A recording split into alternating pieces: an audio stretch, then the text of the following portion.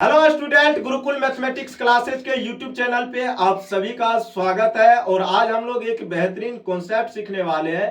Concept ये सीखेंगे, यदि आपको समचतुर्भुज का दोनों विकर्ण ज्ञात हो तो वहां से हम लोग कैसे भुजा निकालते हैं और किस तरीके से जो आप लोग फॉर्मूला यूज करते हैं भुजा बराबर ये सूत्र होता है, उसी सूत्र के बारे में जानेंगे कि आखिर ये सूत्र आया कहां से। पूरा नानी दादी पुरखा सहित आपको हम बता देंगे, टेंशन मत लीजिएगा, पूरा पर्चा ही खोलने वाले हैं। तो आपको सूत्र को रटना नहीं है, समझना है कि आखिर ये कैसे आया। और जिस दिन ये समझ आपके अंदर आ गया तो यकीन मानिए मैथ का डर आपके अंदर से खत्म हो जाएगा। ठीक है, तो यहाँ पे आपको एक बहुत ही प्यारा सा समचतुर्भुज दिख रहा होगा। और हम सभी जानते हैं स्टूडेंट, समचतुर्भुज की क्या होती है, चारों भुजाएं बराबर होती है। अगर ये ए है तो ये भी ए होगा, ये भी ए, ये भी क्या होगा, ए होगा।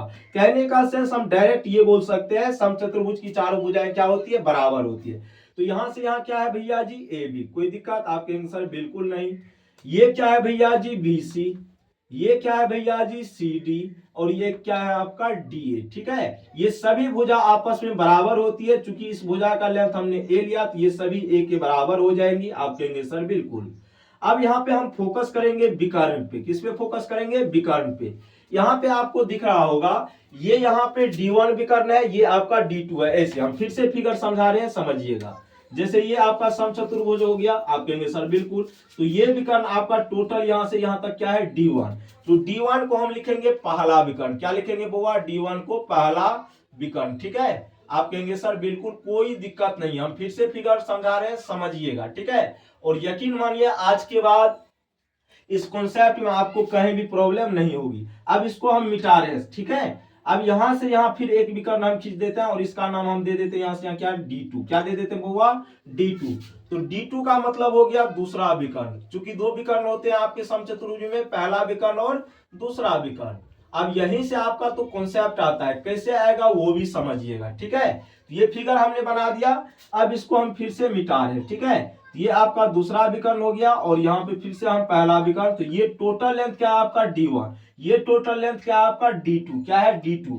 अब यहाँ पे एक कॉन्सेप्ट और याद रखना, ये समचतुर्भुज के विकर्ण जिस बिंदु पे प्रतिच्छेद करते हैं आपस में, वो समकोण पे प्रतिच्छेद करते हैं। किस पे प्रतिच्छेद करते हैं, समकोण करने का सिर्फ 90 डिग्री पे। कहां पे, 90 डिग्री पे प्रतिच्छेद करते हैं।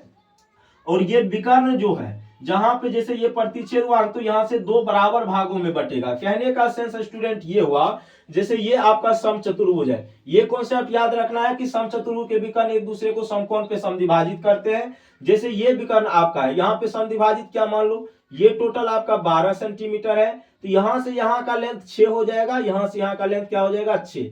उसी तरह मान लो ये 16 है टोटल, तो यहां से यहां 8, यहां से यहां 8 हो जाएगा। कहने का सेंस बराबर भागों में क्या करती है, समद्विभाजित करती है। ठीक है, समद्विभाजित करने का सेंस तो वही हुआ कि बराबर भागों में। अब उम्मीद करते हैं यहां तक चीजें समझ में आ गई होगी। तो यहाँ पे स्टूडेंट देखेंगे आप, जैसे ये आपका समचतुर्भुज है, यहाँ पे हमने पहला विकर्ण खींच दिया और दूसरा विकर्ण बाद में खींचेंगे। मान लो कि खींचा गया और यहाँ पे ये कट कर रहा है, तो ये 90 डिग्री पे कट करेगा। लेकिन इसकी पूरी लेंथ आपकी क्या थी, D1 थी। तो यहाँ से यहाँ की लेंथ क्या हो जाएगी, D1/2 हो जाएगी। बराबर भागों में विभाजित करेगा, यहाँ भी क्या हो जाएगा, D1/2। कहने का सेंस यहाँ से यहाँ D1/2 और यहाँ से यहाँ क्या हो जाएगा, D1/2 हो जाएगा। आप कहेंगे सर बिल्कुल। तो वही चीज है यहाँ पे आप नोटिस करेंगे, ये आपका यहां से यहां क्या हो जाएगा, D1/2। चूंकि ये टोटल लेंथ विकर्ण का D2 था, तो ये भी इसको बराबर भागों में विभाजित करेगा, तो ये D2/2 हो जाएगा और यहां से यहां क्या हो जाएगा, D2/2 हो जाएगा। ठीक है, आप कहेंगे सर बिल्कुल। अब यहाँ पे स्टूडेंट हम क्या करते हैं, इसको बाहर निकालते हैं। तो कुछ इस तरह बाहर ये निकलेगा। आप कहेंगे सर बिल्कुल, चूंकि यहाँ 90 डिग्री बन रहा है, कितना डिग्री बन रहा है, 90 डिग्री। ये आपका साइड D1/2 है। आप कहेंगे सर बिल्कुल। ये वाला साइड भी आपका D1/2 है। और ये क्या थी, समचतुर्भुज की भुजा। तो ये कितना लिए थे हम, A लिए थे, कोई दिक्कत। अब इसी A का वैल्यू निकालना है। चूंकि यहाँ पे अगर A का वैल्यू पता चल गया तो तीनों का पता चल जाएगा, चूंकि ये सब बराबर होते हैं, आपको पता भी होनी चाहिए। अब यही हम सीखेंगे कि ये भुजा आखिर आया कहां से, क्यों हम लोग ऐसा कॉन्सेप्ट यूज करते हैं। तो यही चीज आपको समझना है। तो स्टूडेंट, इससे पहले कि हम आपको वो चीजें समझाएं, आपको याद रखना है, जैसे ये दिमाग में रख लो, 90 डिग्री के सामने वाली साइड जो होती है कर्ण होती है। क्या होती है? कर्ण। क्या होती है? कर्ण। ये लंब हो सकता है, ये भी आधार हो सकता है, वो डिपेंड करेगा न्यून कोण आपका कौन सा है। ठीक है, तो ये आपकी बड़ी साइड क्या होती है? कर्ण होती है। क्या होती है? कर्ण। ठीक है, और हम सभी जानते हैं कर्ण बराबर सूत्र क्या होता है आपका, किसी समकोण त्रिभुज में कर्ण बराबर सूत्र क्या होता है? लंब स्क्वायर, लंब स्क्वायर प्लस क्या होता है? आधार स्क्वायर। क्या होता है बुआ? आधार स्क्वायर। ठीक है, लंब स्क्वायर प्लस क्या होता है? आधार स्क्वायर। तो यहां से क्या हम इसका वैल्यू नहीं निकाल सकते हैं? ये आपका कर्ण हो गया, आपको लंब भी पता है, आधार भी पता है, कोई दिक्कत नहीं, हम निकाल सकते हैं। तो यहां से बुआ कर्ण बराबर हम क्या जानते हैं? रूट अंडर लंब स्क्वायर प्लस आधार स्क्वायर होता है, या नहीं तो आप ऐसे लिख लो, कर्ण स्क्वायर बराबर क्या होता है बुआ जी? किसी समकोण त्रिभुज में लंब स्क्वायर अब प्लस में क्या होता है भैया जी? आधार स्क्वायर। क्या होता है? आधार स्क्वायर। ठीक है, आप कहेंगे सर बिल्कुल। तो यहाँ पे कर्ण, कर्ण मेरा कौन सा है? यहाँ पे नाम भी दे देते, कोई दिक्कत नहीं, डीसी हो गया, ये ओ हो गया, कोई दिक्कत? तो डीसी आपका कर्ण हो गया। क्या हो गया भैया? डीसी आपका कर्ण हो गया, तो इसका स्क्वायर हो जाएगा।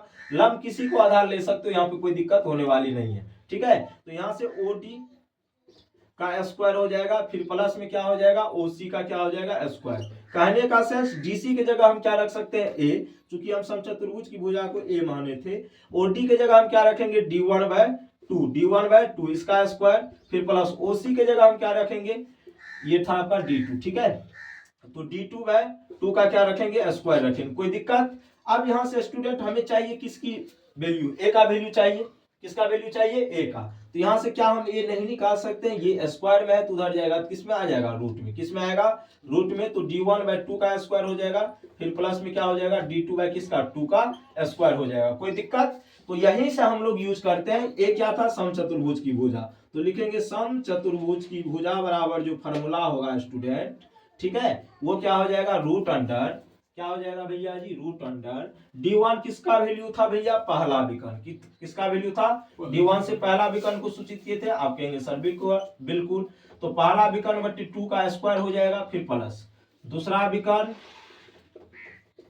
बट्टी 2 का क्या हो जाएगा? स्क्वायर हो जाएगा। ठीक है, तो ये फॉर्मूला कहां से आया अब आपको पता चल गया होगा। ये था इसका प्रूफ, जो आप में से कोई भी स्टूडेंट नहीं जानते हैं। ठीक है, तो हम इसका पूरा दादा पुरखा सब कुछ बता दिया है कि कहां से आया, क्यों आया। इसके लिए आपको तगड़ा कॉन्सेप्ट की जरूरत होती है, और वो तगड़ा कॉन्सेप्ट तो आप लोगों के पास होगा नहीं, मुझे जहां तक लग रहा है। और एक चीज याद जरूर रखिएगा, समचतुर्भुज ही एक ऐसा चतुर्भुज है जिसमें आप विदाउट किसी भी फॉर्मूला का यूज किए बिना किसी भी चीज का मान निकाल सकते हैं, अगर उसके अंदर कोई वैल्यू आपसे पूछा गया है तो। समझ रहे हैं बातों को? तो वो कब होगा? जब आपका कॉन्सेप्ट सही होगा, कॉन्सेप्ट जो होगा बेहतरीन तरीके से आपको आता होगा, तभी ऐसा हो सकता है, अन्यथा कोई दूसरा ऑप्शन नहीं है। तो बाय बाय, टेक केयर, जय हिंद, जय भारत।